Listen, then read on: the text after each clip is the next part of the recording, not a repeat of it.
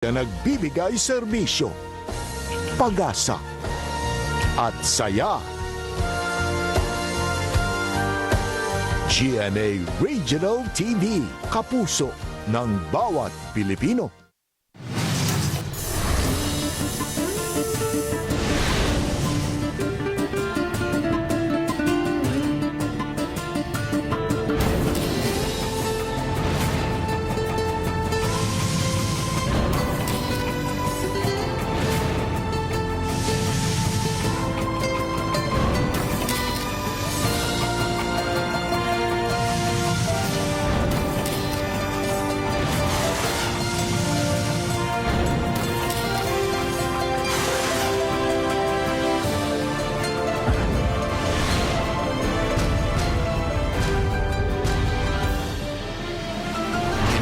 GMA Regional TV, Balitang Bisdak.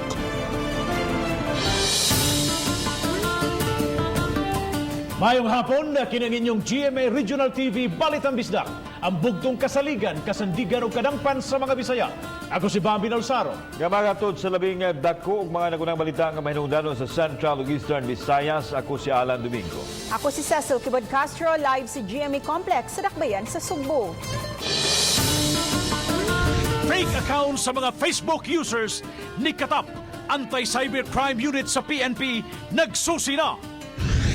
Nagpanon sa Mandawi City Hall ang pipila ka mga tricycle drivers nga kasagaran wa pa makabalik sa pagpamasahero. Kapalayan sa Tangki, Talisay City, di nagikan ang 25 ka COVID-19 positive gipaubos sa localized ECQ. Servisyo sa Transport Network Vehicle Service o TNVS karong Miyerkules na. Pasahero cashless ang bayad. Kadalanan sa Mandawi City, butangan og bike lanes. Libreng pamahaw gidalit sa GMA Regional TV, isip kabahin sa ika-70 ka-anibersaryo sa Kapuso Network.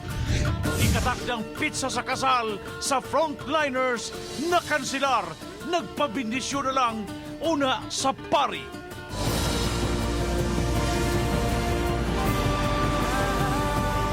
Kini ang GMA Regional TV, Balitang Bisdak. Nagpanon ang mga tricycle drivers paingon ngadto sa Mandawi City Hall kaganiha aron pagkasikaso sa ilang mga papeles aron sila makabiyahe na usab. Ang uban may mga reklamo kay gingong dugay silang natiman ug gilisod-lisod pa. Gipasalig sa kagamhanan sa Dakbayan sa Mandawi nga susihon ang maong reklamo. Ang report ni Nico Sereno. Nag-abot-abot sa Mandawi City Legal Office kini mga tricycle drivers. Gumikan sa kadaghan, gilimitahan ang pagsud sa opisina nga nahimutang sa ikaduhang andana sa building. Katuyuan nila mag-asikaso sa ilang mga special permit to operate aron nga sila makabiyahe na. Sinoy Artemio nagmaneho sa paknaan nga rota na balaka kay wa siya maasikaso kaganiha kay giingong dunay cut-off ang opisina. Matawag ana. Matawag gilisod-lisod gid mi kay daghan pa kay ito dito. Ako murag number 15. Nakasodain ko. Pagkasoda ko hold naman, Di naman gid. Di na ko na sila kay insakto na ko no kay daghan ako no kayo. Sa miaging simana raunta gitagana ang petsa sa City Hall alang sa pag-asikaso sa mga special permit. Tuyo pang miadto sa kabarangayan ang mga personnel aron mapadulan ang mga drivers o operators apan di tanan ang miatiman niini. Nakita na lang nila ba nga gi-implement na nanay motor nanagan karon pa sila mo kuha sa permit. So gi-studyuhan pa sa City Legal o sa team ug unsay buhaton muhatag bag ihapog permit aning mga nauwahi kay gitagaan mangutog ka ng dako-dakong panahon. Samtang kining grupo sa mga drivers sa subang dako nang reklamo usab. Wa na kuno sila makaparking sa ilang naandan nga parkingan ilawom sa flyover kay gidid ana sa team. Gipabalhin sila og lain nga parkinganan sa may barangay Bakilid apan wa sab sila tugti sa uban nga mga drivers nga naanda nang didto mo parada. Sa kuyo nga kami mga legal nagbayad mi sa buhis, nisunod mi sa batas, sa balaod, ug unsay mga protokol, ginasunod namo apan kami hinuon ang walay kasiguruan sa among panginabuhian. Kung mato mi sa parking sa laing nga lugar, Dili mo wala may pasahero, siyempre kung asa tong asukar ato gid ang kulmigas. Gipasalig hinuon ni Ibanez, susihon ang reklamo sa grupo sa mga driver. Sukad nga naka GCQ ang Mandawi, gipabiyahe na ang mga tricycle aron makatabang sa kakuwang sa mga sakyanan apan kutob ra sila sa mga secondary ug barangay roads. Uban ni June Solon, Nico Sereno, Balitang Bisdak. Gawa sa mga buses, modernized PUV o pipila ka mga taxi unit ang nagdaga na karon sa kadalanan aron pagsilbi sa riding public. Karong Miyerkules lang accredited nga mga transport o transportation network vehicle services kon TVNS sa Central Visayas ang mosunod pag-operate. Samtang mga PUJ drivers padayon na nawagan nga tugutan na usalab sila nga makapamasahero. Adunay live update si Faye Marie Dumabok. FM.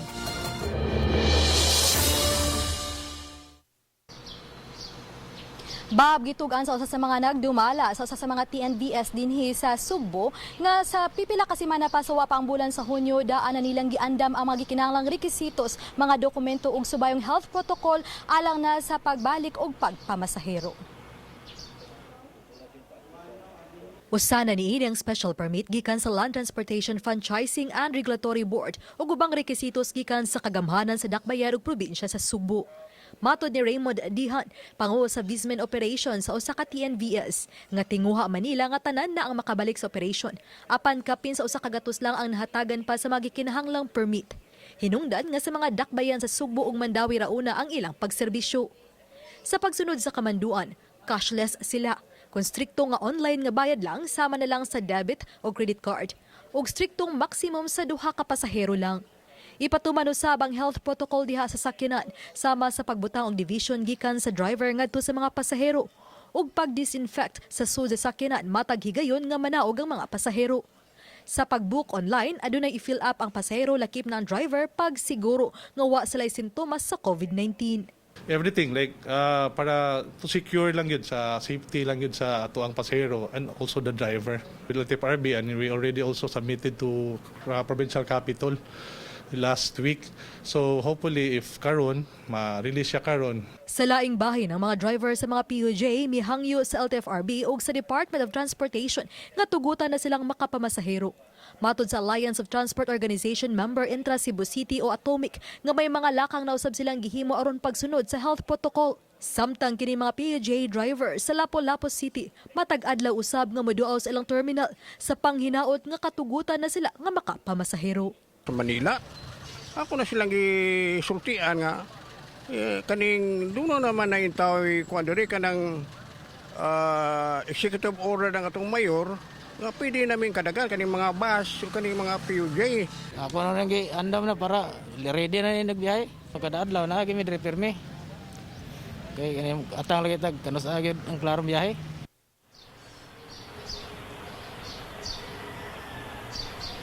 Bobby tugaan sa LTFRB 7 nga sa niaging semana lang 240 ka mga special permit ang ilang na-issue sa mga PUV. 150 niini ang alang sa mga TNVS ug sa mga taxi. Samtang padayon pagyapon nga gipaabot ang desisyon sa uluhang buhatan alang na sa pagpamasahero ug balik sa mga gitawag og traditional PUJ.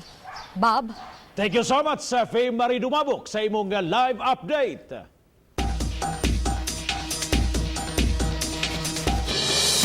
Niabot na nga sa 25 ka mga residente sa Barangay Tangki, Dakbayan sa Talisay ang nagpositibo sa COVID-19. Diin ang ilang mga panimay, gikordon. Si Lian Singkulan sa report.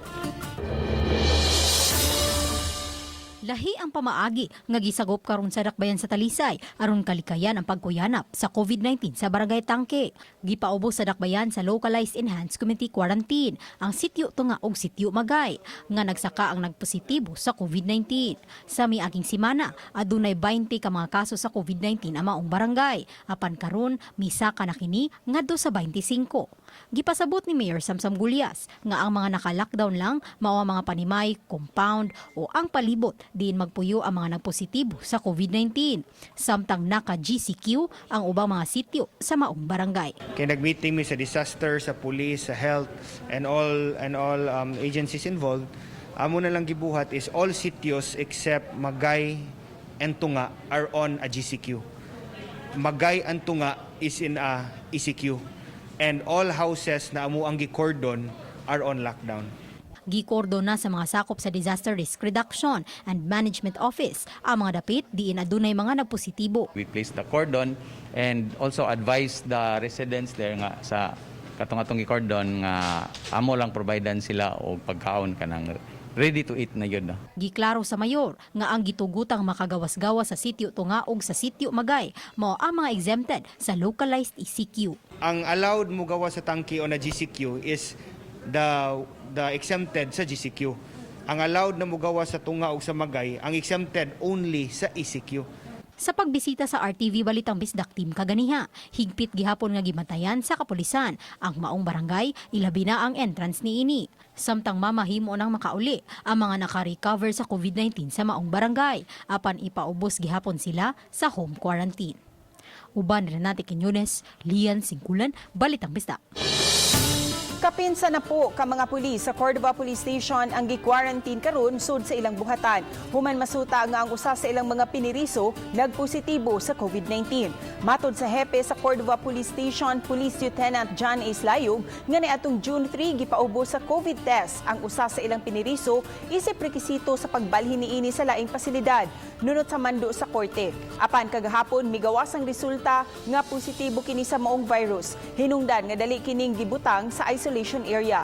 Asymptomatic ang maong PDL. Ang Cordova Police Station adunay kapin 150 ka mga piniriso. Ang mga pulis nga gi-quarantine sud sa police station nagpaabot sa desisyon sa Municipal Health Office kung sila tanan ipaubos pa ba sa swab test. Matod ni Layog nga ang mga pulis nga wa na quarantine maoy nagman karon sa desk office gawas sa police station ug sa uban pang buluhaton sama sa mga checkpoints. Nunot niini mihangyo sila og dugang personnel gikan sa PRO7 aron mapun-an ang mga pulis sa Cordova. We are still waiting for the advice atong RHU ma'am sa health unit and sa DRMO kung unsa ba ma'am kinahanglan ba silang subantanan. Initial action na to ma'am is to isolate katong katong yung nag-positive. PNP Regional Anti-Cybercrime Unit RACO 7 nakigalayon karon sa Facebook subay sa pagkatap sa mga fake accounts sa Facebook. Sayron nato kung unsay himuon aron na makalikay sa posibleng kadaot nga mamugna sa mga fake accounts. Ano ang report? Ang journalist nga si Dismay Padilla miadto sa batan sa Regional Anti-Cybercrime Unit sa PNP 7 aron ikonsulta ang mitumaw nga duha ka mga fake accounts sa Facebook. Nabalakas siyang gamiton sa binuang ang iyahangan tungod sa fake account. Wa usab siya masayod sa posibleng motibo sa naghimo niya sa ingon. Usara ang ako ang official nga Facebook account gyud, so kani ra gyud siya sir, so amo na napahibaw ko kay para at least kay basin og akong kabalaka basig gamiton sa dautan ba basig kanang kanang mga pang-scam unsa pa na diha, so ako'y madaot. Dili lang si Dismay ang adunay susama niini nga isyu tungod kay daghan usab ang nadawat nga report sa Regional Anti-Cybercrime Unit sa susamang problema. Ang nag-report mismo akong anak ug ang mga classmate niya nga anak ko may mga ang ilang mga Facebook na ay kumbaga duplicate Facebook account nga walang picture but the same account name. So mo to nga atong refer sa itong opisina to take action in this makita gyud nga di-cut siya, so nga among gibuhat is we coordinate the national headquarters and to Facebook.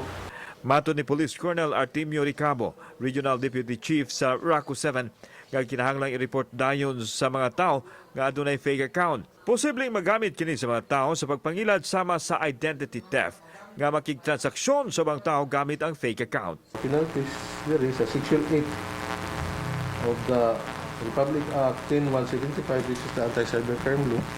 Ngayon nakabutang diri nga any person found guilty of any of the punishable acts enumerated in Section 4A and 4B of this act shall be punished with imprisonment of prison mayor or a fine of at least 200,000 pesos. Ugaling, nagamit na ang ngalan sa ubang mga tao sa tinundo. Mas maayong mo report sa RACO. Nakigalayo na ang ahensya sa Facebook kalabot sa isyong pag-clone sa mga FB profile. Kauban si Marlon Melgaso, ako si Alan Domingo. Balitang Bisdak.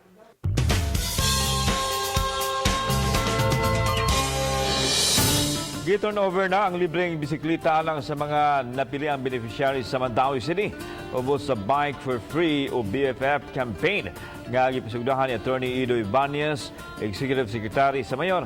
Ang mga department heads o mga higalang misuporta sa programa Maoy mopili og beneficiary nga nagkinahanglan kaayo bisikleta karong panahon.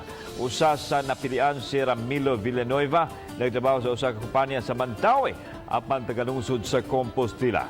Malipayon kay siya nga maoy napilian kay halos guba na ang karaan niyang bisikleta. Samtang malipayon usab nga ginawat sa PWD nga si Jesse Bacunawa ang bike nga giamit kaayo sa iyahang pagpaninda ug homemade nga bukayo. Mabot sa 23 ka mga bikes tanan ang ipanghatag ubos sa BFF campaign. Ang gamit kayo sa rin? Ako kay gamit na ako bike. Bike na may kumari. O aron magamit po niya sinadadlaw-adlaw niya nga panarbaho diri sa Mandaue, which is 38 kilometers back and forth. So layo gyud kapoy every day na. Lipay kay ko sir nga natagaan kong attorney ani kay dako kining tabang nako sir. And sir, tabang sa amo negosyong gamay sir ba ha? Para ma-deliver. Ato asang murag push karon nga murag mas maayo nga magbike labi na tong mga naglisod ron ug ikapliti. Mao na nga nakaunahon na ta sa Bike for Free campaign nga ato ihatag ngadto gyud sa mga takos nga individual.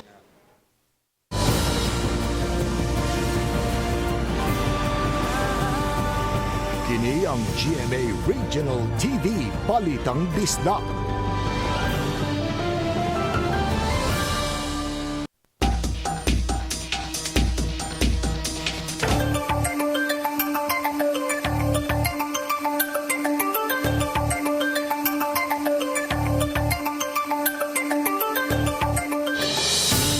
Hinahinay ng midaog ang dakbayan sa Lapu-Lapu sa ilang gubat batok sa COVID-19. Sa 121 ka mga COVID-19 patients, 57 kanila nangaayo na. Si Fee Marie Dumabok sa report. Ganihalang buntag, 7 na ka mga COVID patients ang nakagawa sa isolation facility. Human masutang nagnegatibo na sa COVID-19 ug nahuman na sa ilang quarantine period. 5 kanila taga Sitio Santa Maria sa Barangay Pusok. Giulagway ni Jill Banyas, siya COVID-19 crisis manager sa syudad, nga epektibo ang ilang gihimo aron kapungan ang pagkuyanap sa coronavirus, ilabi na sa Barangay Pusok nga epicenter sa dakbayan sa mga kaso sa COVID-19. Gitugan ni Banyas siya nga sa ilang labing uwahi nga talaan, adunay 121 ka mga COVID patients ang syudad, 8 ang namatay ug 57 na kanila ang nangaayo. Wala na tay quarantine nga house.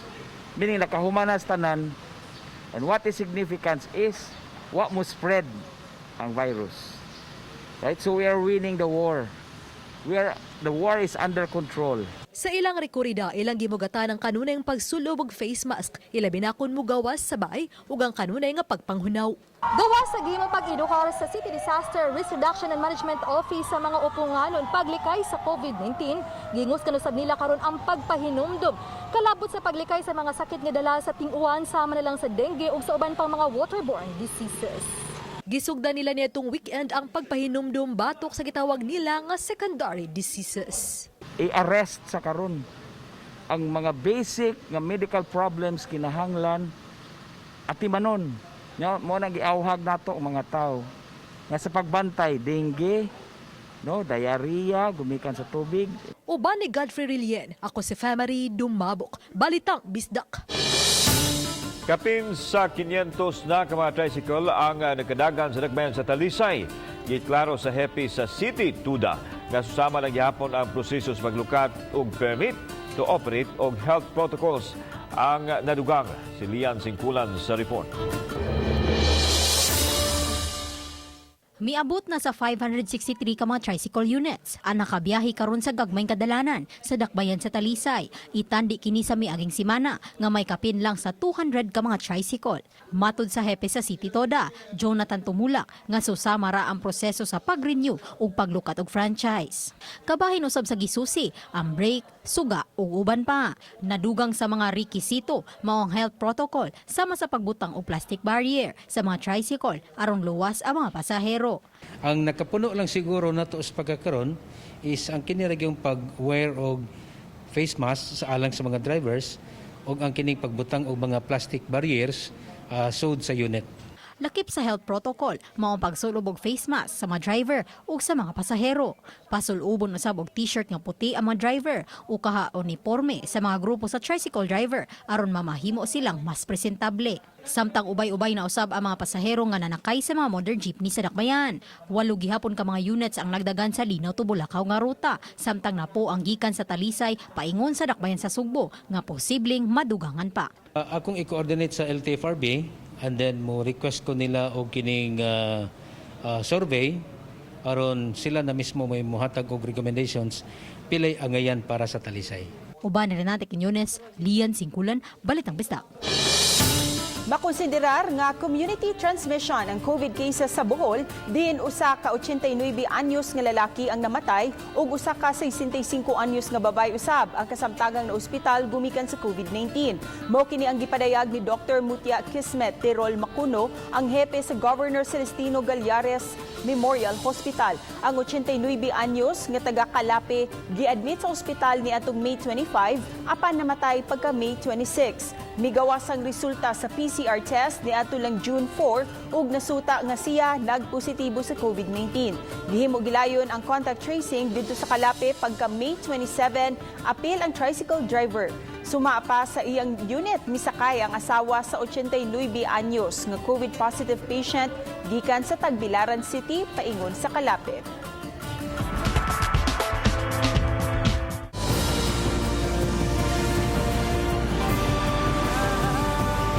Kini ang GMA Regional TV Balitang Bisdak.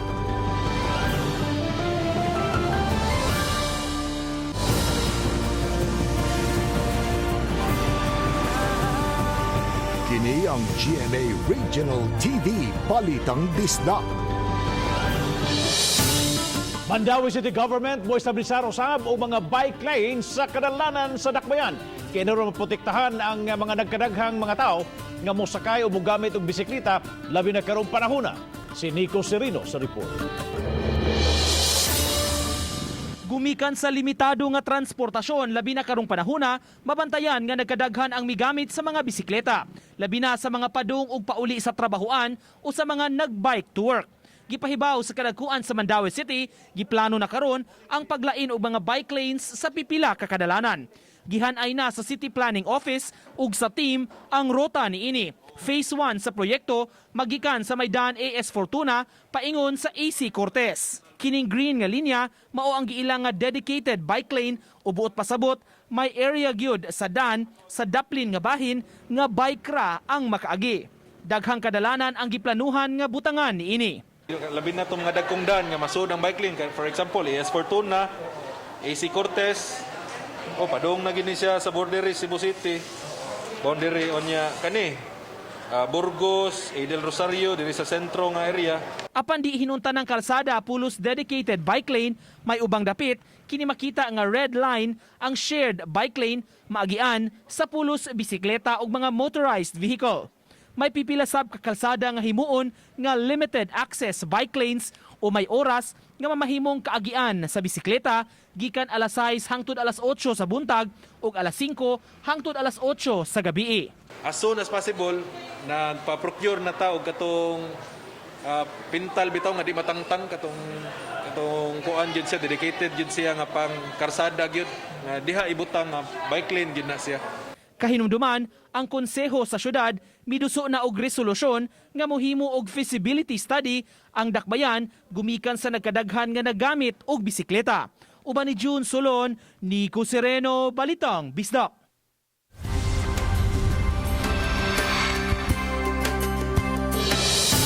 Ikaduhang barangay sa syudad sa Iloilo ang gibisita sa Kapuso Barangayan on Wheels. Kapin usa ka katos ka mga mulupyo ang nahatagan og libreng pagkaon. Si Chelo Valiera sa report.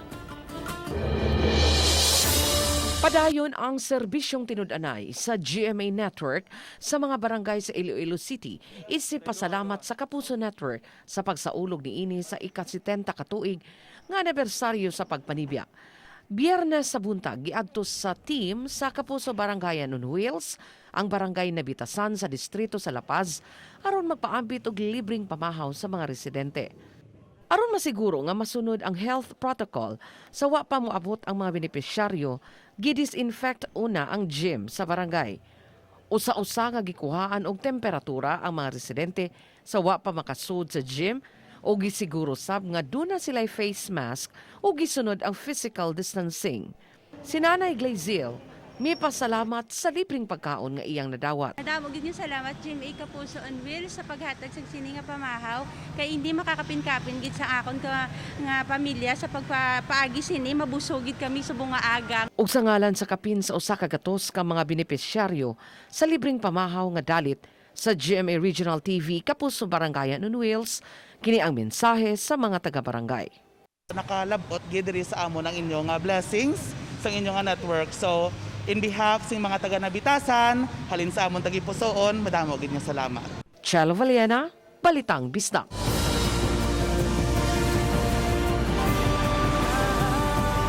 Kini ang GMA Regional TV Balitang Bisdak.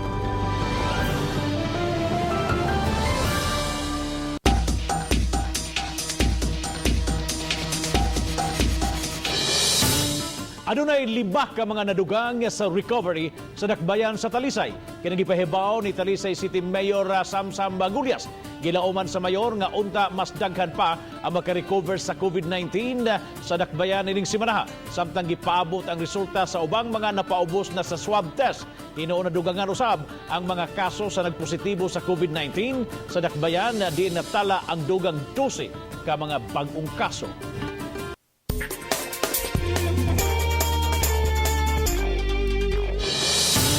Daghan sa mga kalihukan ang nahanay na unta karong tuiga sama sa kasal. Apan kining managhinigugmaay nga parehong mga frontliners kansang schedule sa kasal ni adto untang weekend, nagpa-blessing na lang human mapuspone ang petsa sa ilang kasal. Kini ang report ni Femery Dumabo.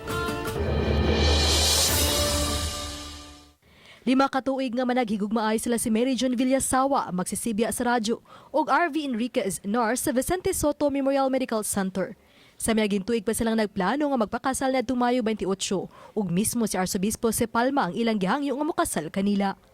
Apan tungod sa COVID-19, kanselado ang mga mass gathering. Lakip na niini ang kasal ug ang mga biyahe gikan ug padung sa dakbayan sa Sugbo. Tungod niini, naglisod paglabang ang pamilya ni MJ mo hinungdan nga kanselado ang ilang kasal. Gisit na lang sa duha nga mas giandam sila aron mas ligon pa sa bisan unsa may sagubangon sa kinabuhing minyo. Nagpa-blessing na lang sila sa ilang higalang pare nga si Father Jonathan Rubin atol sa adlaw unta sa ilang kasal. Mas gi-prepare mi sa kitasan kay kani nga COVID-19 kay usa jud siya kapag suway gi-consider na mga challenge sa among relasyon sa among pagpadayon sa among plano. Dawato na lang kamatuoran kay wa magimi mabuhat ani nga na-postpone. Ay importante nga padayon na mong relasyon, padayon na mong panagigugmaay o nanghinaot mi sa mong pamilya nga padayon ang ilang suporta. Bisan kundi makalabang ang gidikanan ni MJ og didan gihapon ang dakong tigom, plano nila nga himuon karong Hunyo 28 ang kasal.